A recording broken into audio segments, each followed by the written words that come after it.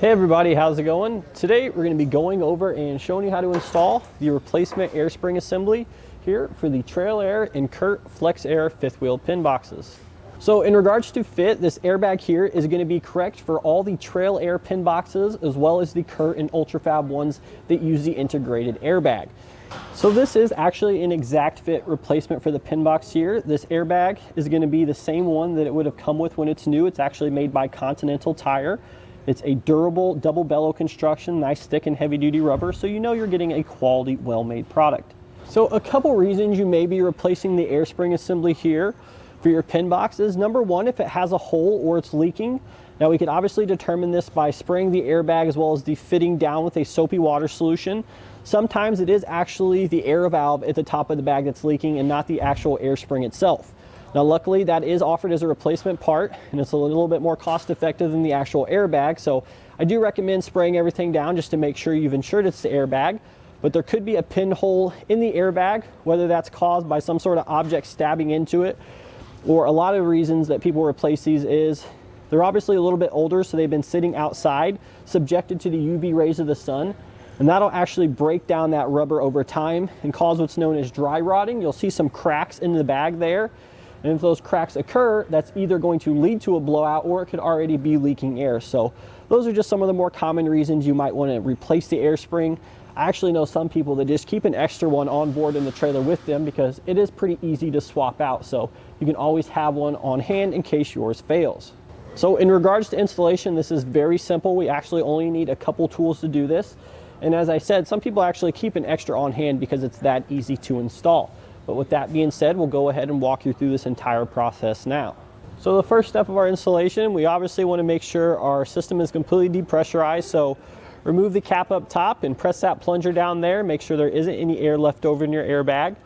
But once we've done that, we need to take some sort of support device. If you have something you could prop up underneath the skid plate on the trailer, that'll work. Or if you have a ratchet strap, we're going to show you another method. But basically, we just kind of want to hold everything together. That way, when it lines back up, we're not fighting it too much because it is a heavy pin box. So I'm just going to connect the two ends like that. And I'm going to tighten my ratchet strap here just so it's going to hold everything nice and steady together. So next, we're going to take a 3/4 inch socket and a 3/4 inch wrench. And we're going to loosen and remove this top bolt here for our shock absorber.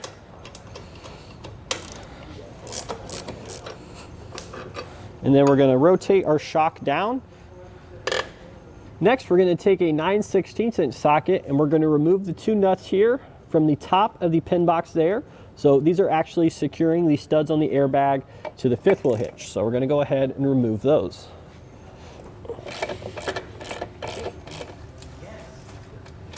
So we do have to transfer this inflation valve from our old airbag to our new bag. So we're just going to take a 9/16 inch socket and we're just going to remove that air fitting. So now we're going to compress our airbag here. You can see we have a lot more room. And now we have to rotate it, rather not rotate it, we have to slide it over. There's going to be a keyway here on the bottom of this plate. We'll show you that once we get it out. But we need to press down and then push over, and then we should be able to lift up and out.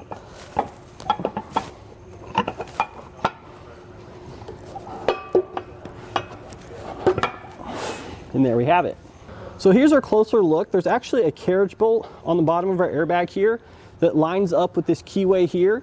So the flat head of the carriage bolt is going to go through that round opening, and then we slide it over, it's going to lock it into place into this little groove there. So we've got the old airbag out. We're ready to install a new airbag, but before we do that, there is one thing on the bottom of the bag that we need to transfer from our old bag to our new bag, and that's going to be this carriage bolt here. So you're going to take an open-ended wrench, and there's going to be some flat sides directly under the head of the carriage bolt. You're going to use that to remove it, but before you do that, you want to go ahead and measure the distance from the top or the bottom plate on the air spring here to the bottom lip of the carriage bolt, because you need to reinstall the new carriage bolt into the new airbag with about the same amount of distance between there. That way it's going to lock into that keyway and fit nice and snug. Now there's also some red Loctite attaching this carriage bolt to the bottom of the air spring, so it is going to be kind of tough to remove, and you want to make sure that you reapply some locking compound when you reinstall this carriage bolt. So now we'll take our new air spring assembly, make sure the inflation port is facing out and away from you. we'll go ahead and compress it with our hands and slide it into position as best as we can.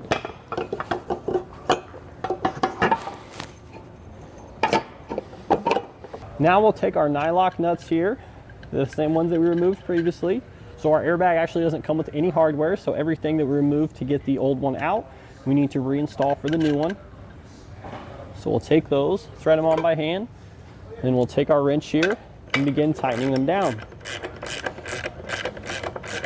So unfortunately, there isn't a torque spec for these. You're kind of just going to be doing it by feel. With the nylock nut there, as soon as you get the threads poking through, it's going to do its job and not back out. But we do want to make sure that they're snug, so it's bringing the top of the plate of the airbag to the bottom of the plate on our pin box.